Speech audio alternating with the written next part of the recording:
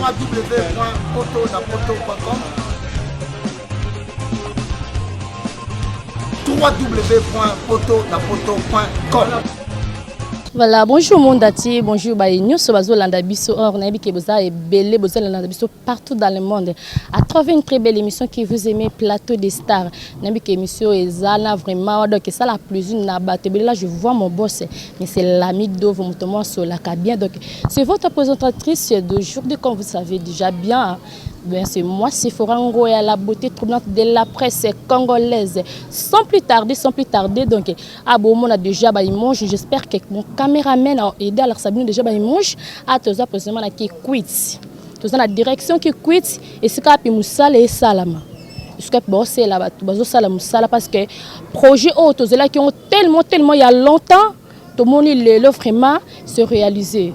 Donc les autres ils mangent dans la diaspora monde partout aux alliés bon monde qui tous ils mangent à tous des jeunes qui quittent mon réalisateur tu peux nous aider il y a résolution ils mangent bayo ba landa biso ba monde des gens ndeni comme ça les autres parce que awa babwa qui déjà mabanga tous on a bandeli mais tout ça l'effort est comme 12e jusqu'à ce que koto musala les autres salama parce que kuna déjà musala déjà est bandi kuna déjà musala est bandi ba sali déjà babwa qui mabanga ba sali déjà ba gontron donc à travers kaka ya chona bino bolingaka mingi yango bino non bo s'abonner parce que bo za ba information sûr bo za ba information et ko aider bino vraiment pour toi avancer donc quant à moi je vous dis à tout à l'heure.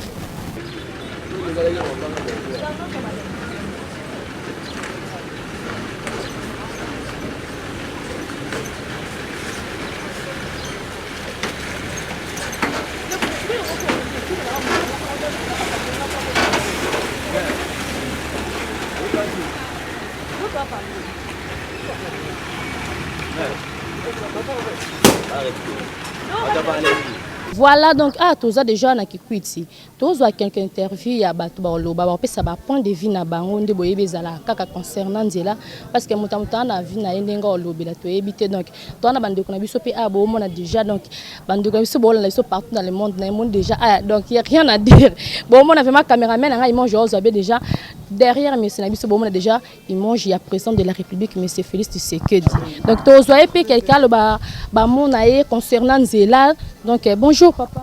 Bonjour maman. Bonjour. Ngai nazai Mukenji Didier. Mukenji Didier concernant Nzela. Réaction na opona Nzela na bisondo moni ba osala réaction ezani. Nzela o pesi biso mawa ba po basela ngo bakati biso ma ya Nzela koto musuma ezo bimate to mona Nzela etelemika boye bazo sala yango basala te. Bapesi ba yebisi biso jour bo bango ba linga sisa Nzela. No jour ba yebisi biso eleki to Nzela bazo sala ngo lususu te. Toza na mai côté mususu te bakati Nzela Nzela ezo sala ngo lususu. Mais tout le monde va mituka ya misali ezoleka. Ah mituka eleka te. So mituka eleka mituka bango wana ezoleka. Parce que balobi ke misali musu eza déjà na sekune banzi. Musale bangi to moya ko ta fikande basali mo rompo menanu bacheka ya sate bacheka basalika Nzela wana kabatika bongo mais kota biso ya ta mutuka ezo kama ezotele matema na Nzela to yoka ngo bien te. Donc mulibani ko bana mukonja mboka chef de l'état Hollande. To mona mukonza mboka pona banto apesi bango musala bazo sala musala bien te bango bazo umisa musala likola bazo sala balingi basala yango te to comprendre yango te. Merci beaucoup donc to tapé papa biso ça na sima vraiment on a boyo ka point de vie ya batu biso to zana ka pona panza sango na biso donc on a to sona papa biso to rosaille bonjour papa. Oui bonjour maman. Papa na biso pona Nzela concernant Nzela de tokin de question bala lobby pona okoko baksani. Bon malheureusement c'est une très bonne idée pour le président de la République Fachi Beton. Na likanisi oya jouer au Salanzela oya pendant des années mais à faciliter biso tâche ya ko équilibrer biso na embouteillage ya super nenge facilitation eza même malheureusement to monaki ba bandaki malamu mais dans le début façon nenge ba komi ko marcher ce n'est pas bien donc Nzela hésita makasi qu'il fallait aller rapidement mais tu juste ba ça qui combien de mois. Bon, pour na ba mois proposition na bango to ki eza makama Nzela ba ko proposer 2 mois 3 mois mais ba convenant yaka tu vois mais et que c'est passé que to yebité à vrai dire malheureusement nini ezo ko pousser pour que Nzela o est retardé boy to yebité OK moni okoko ba la président de la République Hollande bisinabi ke ba Hollande bile ba comme ça message nini okoko ba pona. Bon tozo sepela kaka na idée o yazui En tout cas, confiance à si travailleur, on peut la content, la confiance pour nous faciliter le sautage. À vrai dire, maï, depuis Moussa les bandits, côté mais comme une difficulté, ma casse. Comment vivre le col là, bazan na centre-ville, le roi bazan là-bas fond, mais bazan na cadre centre-ville. Donc maï est comme problème difficilement. À travers Kenzela, ceux qui ont la rapidité, ressentent Kenzela rapidement, et que faciliter tâche bateau bazan environnement côté bazan maï à vivre. Merci beaucoup. On a beaucoup déjà bande connexion des lobby vraiment. Donc nabi que toza musala ba interview ezé be bat ba loba tellement baza ebele boyo ki ndé ba nabiso ba lobby vraiment. Donc on a toujours continuer musala biso ndé to misana ya opanza sango tozo ba ba mange ndé to loba ki au début ba mange tozo la bino bo mona na koko ma petit na deuxième éric koto kona ba lobby déjà que musala et salami parce que toza na confirmé te ba to ya déjà ba lobby que ba musala pe kuna nanu et salamité mais nanzela chaîne au poto na poto TV donc vous s'abonner massivement parce que vous avez décidé bozo vraiment conclusion ya musala oyo ezala vraiment donc nabi ke bozo c'est Sabino bana monde atila je sali joyeux anniversaire à toi mon ami personnel exaucé mater babi joyeux anniversaire à toi donc vous s'abonner massivement na poto TV bozo a décidé tozo continuer quand resala musala sur panja sango to continuer sur koluka batu mususu ba loba ba pesa ba point de vue na bangonde et ko sala biso bien ma casse. Donc voilà, tous les sous soit zappé pour le papa va tellement ébélé donc va ébélé concernant papa ça va prendre des filles avant 3 ans papa on a vu tous années puis bonjour papa. Bonjour maman. Papa comment c'est monsieur Elfis Eugène. Monsieur Elfis Eugène donc pour Nangela ou to qui va prendre des vies à bateau yo ko lo ba signé. Oui. La première des choses nous devons d'abord féliciter le chef de l'État. Vu l'idée qu'il a donc une idée géniale que tout le monde apprécie. Mais ce que nous essayons un peu de déplorer, c'est la manière dont ceux qui travaillent ne travaillent pas très bien. C'est très bien que le contrat a été signé pour 12 mois. Mais d'ici là, on a déjà consommé à peu près 6 mois ou bien 4 mois si je ne m'abuse pas. La manière dont ces gens-là travaillent n'est pas du tout bonne. Mais nous leur demandons de bien borser un peu de manière que cette route termine trop vite. L'idée à mon congé bien, mais bateau na baza bateau mabe. Et c'est à revoir. Nous avons constaté dans certains chantiers, il y avait des suivis. Mais pourquoi pas ici? Mais apparemment c'est comme si babi na si qu'on a presque deuxième musala déjà est bandit tout ça on va bandit non kuna après ça des bon comme oui de l'autre côté basi ba bandit déjà na si exactement bien ma likolo botozo mona comme si to éviter na si wana eza musala ndeni bazo sala ngo à tout moment tozo mona ba camion sur les cas coûte comme si ba commune ba bizaleli ya kozo ba mabele bazo kende koteka hein qui koteka mabele oui dans ce sens là bazo so ba mabele na si boy bazo ti mama kat bazo ngo ba ke koteka to moni na si wana ba omeli mingi ba ça si c'est 2 mois il ne bouge pas de l'autre côté là. Notre souci est que ça un peu rapidement parce qu'ils ont causé des difficultés à maille.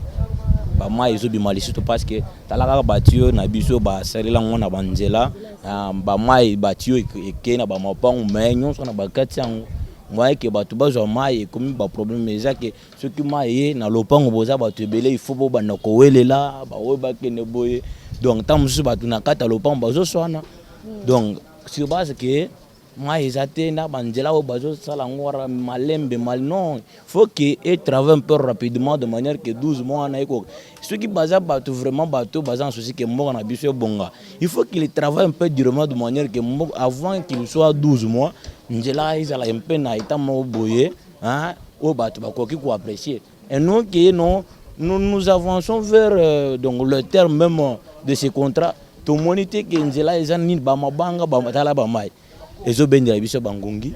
Donc on ne doit pas très bien. Donc, dès qu'il soit 19h, il faut que nous soyons toujours déjà dans nos parcelles et consos avec des humains, consos, pour tout ça, pour faire quoi? Donc, il faut battre les mains, passer à Moussalo rapidement et qu'on aille un peu très bien. Dès l'autre déplorer. Et en plus, si le chef de l'État aura la chance de nous suivre, qu'il veille aussi au niveau de la SINEL. Il y a un problème là-bas. Il y a un problème. Oui, il y a un problème du courant. Comment il peut laisser ces gens-là de Kabila, de Alain Atoundou et les autres Comment il peut laisser ces gens-là? Est-ce que Une personne comme Alain Atundu peut nous donner quelque chose de bon? Non, je ne pense pas. Lui travaille de manière que Tshisekedi échoue. Demain ou après-demain, que les gens commencent à dire non, voilà, Tshisekedi avait fait ceci. Pourquoi? Parce qu'il a laissé ces Banyamou. Donc, permettez-moi, il a laissé ces gens-là là-bas. Alain Atundu n'a pas une vision claire concernant cette société SNEL. C'est pourquoi nous demandons au chef de l'État de faire de réformes rapidement de l'autre côté. Rapidement. Qu'il y a de réformes pour que les gens aussi se sentent très bien. Comment voulez-vous expliquer aux gens? Nous sommes des propriétaires de ces courants. Nous ne bénéficions pas de ça. Mais les gens qui ont signé le partenariat avec la RDC, le pays étranger, bénéficient de plus que le Congo. Ça ne s'explique pas. Et en plus, en droit administratif, on nous dit c'est un contrat, c'est un concept du droit administratif. C'est-à-dire, toi, tu as un service, moi, j'ai le bien. Dès que tu me rends bon service, je te paye. Mais ici, nous payons la SNEL convenablement. Mais nous ne bénéficions pas de ces courants. Nous ne bénéficions pas. Regardez. Nous ne bénéficions pas. C'est pourquoi nous déplorons. Et nous demandons au chef de l'État de pouvoir un peu veiller à ces côtés-là, de manière que la population quinoise se retrouve, voire même la population congolaise dans son ensemble se retrouve. Parce que nous recourgeons beaucoup de choses dans notre pays. Il faut que... Donc vous voyez, je ne sais pas, il y a des mots qui me manquent pour exprimer mon sentiment auprès du chef de l'État. Je ne sais pas si il aurait un peu l'opportunité, l'occasion de me suivre, qu'il veut un peu sur ça, qu'il aille de réforme. Nous attendons avec le nouveau gouvernement qui doit être mis en place d'ici là, qu'il y a le changement. Merci beaucoup. Il y a les changements. Merci beaucoup. Vraiment, nabi que batu balobi belé vraiment nabi message et comme vraiment et comme mingi na ba tout baza proche ya président nabiso de la République monsieur Félix Tshisekedi parce que awanyo ça fait partie nabiso no so bana mboka. Donc bon monde déjà bino ko mi tout kazo les cas mais batu ya koto ba réclamer balobi que courant ezate et puis ndé ba sala ki boy mai et katana ki donc bon singa vraiment na chef de l'État, le chef de l'État, mais un peu aider population ya koto ya kikwit donc ceux qui a un peu changé mais koko sala ma consona bato babande ko sa musa parce que babi bangondi ba sa musala malembe ceux que me un peu ko sala mo changement ya ko bongisana bato ba sala ba travaux pour ba aider population ya koto parce que bazana maité bana maité donc ba lobby ki ba maï bango comme il faut ko sona ko bunda tout ça boy ba réclamer courant donc voilà nous sommes à la fin de notre émission na bandi bozu vraiment temps vraiment ya Hollanda biso tout le monde te l'accès bino et si comme ça là donc to bandai non pas que c'est comme ça parce que to ute na ki quit kuna est-ce que musala vraiment est sous qu'il a été mais c'est comme ça là et continue to bandai kuna na direction ya ki quit et puis tout ce que to commune na sikande musala ezobanda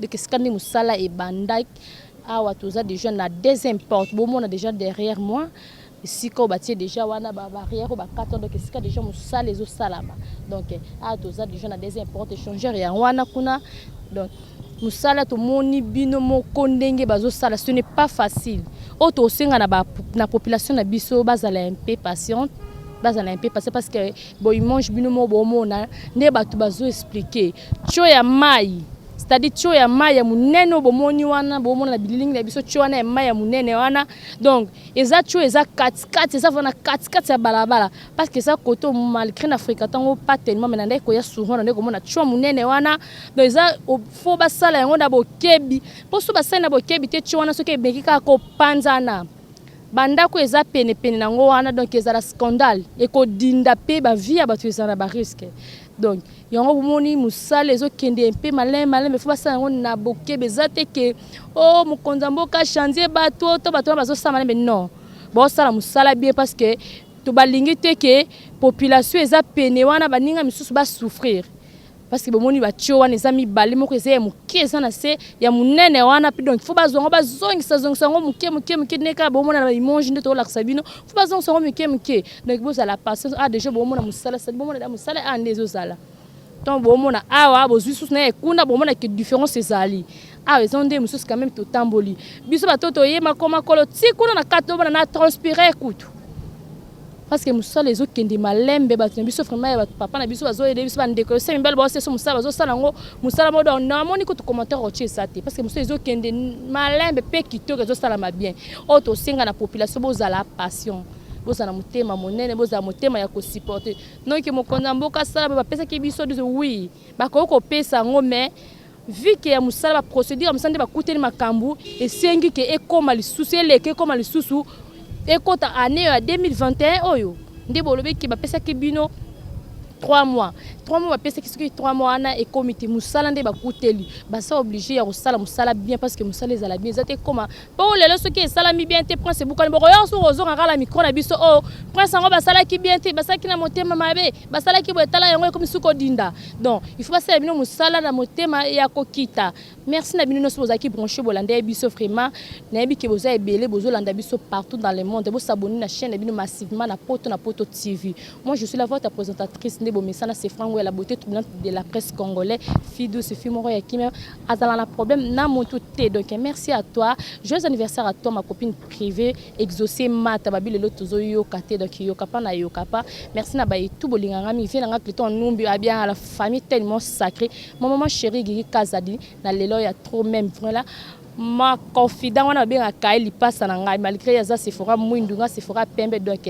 elle c'est mon amie Sephora Wiseka yaza na muninga ya copine yaza la penepe na ngai donc na pesa ba gros bisu na lelo ya tellement trop pourquoi pas toi aussi mon réalisateur et mon caméraman Stevie to sani musala to tambola parce que c'est pas facile comme c'est ça musana biso to linga mingi ndo moni toza ato pesa bino bayi manger donc restez branchés vous s'abonner bino vous s'abonner na poto TV.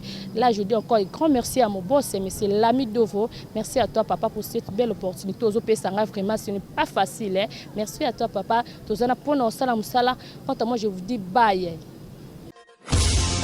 www.poto.com www.poto.com